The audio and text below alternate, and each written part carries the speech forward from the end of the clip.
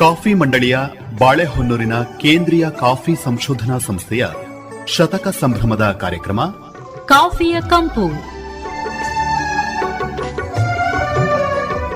ಪ್ರಾಯೋಜಕರು ಭಾರತೀಯ ಕಾಫಿ ಮಂಡಳಿ, ಬೆಂಗಳೂರು. ಕೇಳಿ ಕಾಫಿಯ ಕಂಪು. ಆತ್ಮೀಯ ಬೆಳೆಗಾರರೇ ನಮಸ್ಕಾರ. ಇವತ್ತು ಕಾಫಿ ಗಿಡಗಳ ಕಪಾತು ನಿರ್ವಹಣೆ ಈ ವಿಷಯಕ್ಕೆ ಸಂಬಂಧಪಟ್ಟ ಹಾಗೆ ಮಾಹಿತಿಯನ್ನ ಮಾಡಿಕೊಡ್ತಾ ಇದ್ದೇವೆ. ಹೆಚ್ಚಿನ ಮಾಹಿತಿಯನ್ನ ತಮ್ಮೊಂದಿಗೆ ಹಂಚಿಕೊಳ್ತಾ ಇರತಕ್ಕಂಥವರು ಕೊಡಗು ಜಿಲ್ಲೆ ಚಟ್ಟಳ್ಳಿ ಸಮೀಪ ಇರುವ ಕಾಫಿ ಉಪಸಂಶೋಧನಾ ಕೇಂದ್ರದ ಕಿರಿಯ ಸಂಪರ್ಕಾಧಿಕಾರಿ ಡಾಕ್ಟರ್ ನಾಗರಾಜ್ ಗೋಕಾವಿ ಅವರು. ಡಾಕ್ಟರ್, ಹೇಳಿ, ಈ ಕಾಫಿ ಗಿಡಗಳ ಕಪಾತು ನಿರ್ವಹಣೆಯನ್ನ ಯಾವ ಸಮಯದಲ್ಲಿ ಮಾಡಬೇಕು ಮತ್ತೆ ಹೇಗೆ ಮಾಡಬೇಕು? ಎಲ್ಲರಿಗೂ ನಮಸ್ಕಾರ. ಕಾಫಿ ಗಿಡಗಳ ಒಂದು ಕಪಾತು ನಿರ್ವಹಣೆ ನಮ್ಮ ಕಾಫಿಯಲ್ಲಿ ತುಂಬಾನೇ ಪ್ರಾಮುಖ್ಯತೆಯನ್ನು ಪಡೆದಿದೆ. ಯಾಕಂತಂದ್ರೆ ಕಾಫಿಯಲ್ಲಿ ನಾವು ಎರಡು ತರಹದ ಬೇರಿಂಗ್ ಅನ್ನ ನೋಡ್ತೀವಿ. ಅಂತಂದ್ರೆ ಒಂದು ವರ್ಷದಲ್ಲಿ ಜಾಸ್ತಿ ಫಸಲು ಕೊಟ್ಟರೆ ಇನ್ನೊಂದು ವರ್ಷದಲ್ಲಿ ಕಡಿಮೆ ಫಸಲು ಕೊಡುವಂತಹ ಒಂದು ಸಿಸ್ಟಮ್ ನಮ್ಮ ಕಾಫಿ ಗಿಡಗಳಲ್ಲಿ ಇದೆ. ಸೊ ಈ ತರಹದ ಸಿಸ್ಟಮ್ ಅನ್ನು ನಾವು ಹೇಗೆ ಕಡಿಮೆ ಮಾಡಬಹುದು ಅಂತಂದ್ರೆ ಅದು ಕಾಫಿ ಗಿಡ ಕಪಾತು ಮಾಡೋದ್ರಿಂದ ನಾವು ನಿರ್ವಹಣೆಯನ್ನ ಮಾಡಬಹುದು.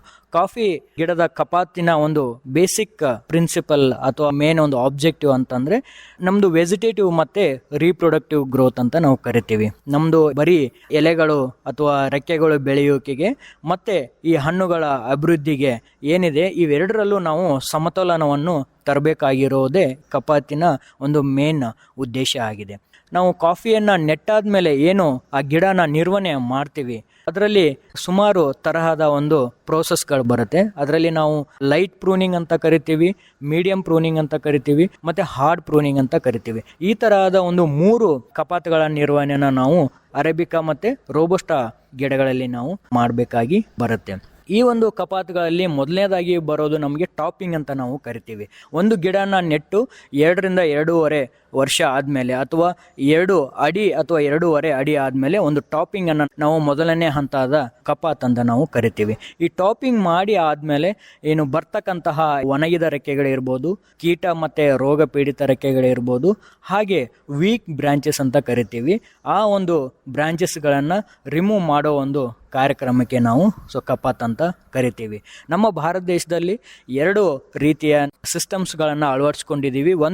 ಒಂದು ಕಾಂಡ ಪದ್ಧತಿ ಮತ್ತು ಬಹುಕಾಂಡ ಪದ್ಧತಿ ಅಂತ ನಾವು ಅಳವಡಿಸ್ಕೊಂಡಿದ್ದೀವಿ.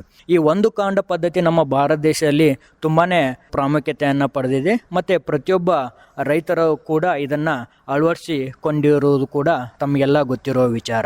ಈ ಬಹುಕಾಂಡ ಪದ್ಧತಿ ಬ್ರೆಜಿಲ್ ಮತ್ತು ವಿಯೆಟ್ನಾಂ ಸಿಸ್ಟಮ್ಗಳಲ್ಲಿ ಅಳವಡಿಸಿಕೊಂಡ ಒಂದು ಪದ್ಧತಿಯಾಗಿದೆ. ಈ ಬಹುಕಾಂಡ ಪದ್ಧತಿಯಲ್ಲಿ ಕಪಾತು ತುಂಬಾನೇ ಕಡಿಮೆ ಒಂದು ರೀತಿಯಲ್ಲಿ ಬರುತ್ತದೆ. ಆದರೆ ಏಕಕಾಂಡ ಪದ್ಧತಿಯಲ್ಲಿ ಕಪಾತಿನ ಒಂದು ಪ್ರಾಮುಖ್ಯ ತುಂಬಾನೇ ಹೇರಳವಾಗಿ ನಾವು ಮಾಡಬೇಕಾಗುತ್ತೆ. ಈ ಕಪಾತು ಮಾಡೋದ್ರಿಂದ ನಾವು ಬರೀ ಈ ವೆಜಿಟೇಟಿವ್ ಮತ್ತು ರೀಪ್ರೊಡಕ್ಟಿವ್ ಗ್ರೋತನ್ನು ಬ್ಯಾಲೆನ್ಸ್ ಮಾಡೋದೇ ಅಲ್ಲದೆ ನಾವು ಒಳ್ಳೆಯ ಒಂದು ಕ್ವಾಲಿಟಿ ಫ್ರೂಟ್ಸನ್ನು ನಾವು ತೆಗಿಬೋದು. ಹಾಗೆ ಇಳುವರಿಯನ್ನು ಕೂಡ ಹೆಚ್ಚಿಗೆ ಮಾಡ್ಬೋದು. ಹಾಗೆ ಕೀಟ ಮತ್ತು ರೋಗಗಳಿಂದ ಕೂಡ ನಾವು ಸಂರಕ್ಷಣೆಯನ್ನು ಪಡಿಬೋದು. ಇದುವರೆಗೆ ಕಾಫಿ ಗಿಡಗಳ ಕಪಾತು ನಿರ್ವಹಣೆಯ ಬಗ್ಗೆ ತಮಗೆ ತಿಳಿಸಿಕೊಟ್ಟವರು ಕೊಡಗು ಜಿಲ್ಲೆ ಚಟ್ಟಳ್ಳಿ ಸಮೀಪ ಇರುವ ಕಾಫಿ ಉಪಸಂಶೋಧನಾ ಕೇಂದ್ರದ ಕಿರಿಯ ಸಂಪರ್ಕಾಧಿಕಾರಿ ಡಾಕ್ಟರ್ ನಾಗರಾಜ್ ಗೋಕಾವಿ ಅವರು. ಹೆಚ್ಚಿನ ಮಾಹಿತಿಗಾಗಿ ಅವರ ಸಂಪರ್ಕ ಸಂಖ್ಯೆ ಹೀಗಿದೆ: 8277619897.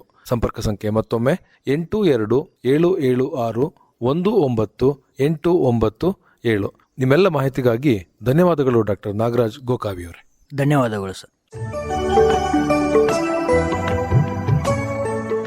ಇದುವರೆಗೆ ಕಾಫಿಯ ಕಂಪು ಪ್ರಸಾರವಾಯಿತು. ಪ್ರಾಯೋಜಕರು ಭಾರತೀಯ ಕಾಫಿ ಮಂಡಳಿ, ಬೆಂಗಳೂರು. ಕಾರ್ಯಕ್ರಮದ ನಿರ್ಮಾಣ ಅರಕಲಗೂಡು ಮಧುಸೂದನ್. ಹಾಸನ ಆಕಾಶವಾಣಿಯಲ್ಲಿ ಸಿದ್ಧಪಡಿಸಿದ ಈ ಕಾರ್ಯಕ್ರಮವು ಮಡಿಕೇರಿ ಆಕಾಶವಾಣಿಯಿಂದಲೂ ಬಿತ್ತರವಾಯಿತು.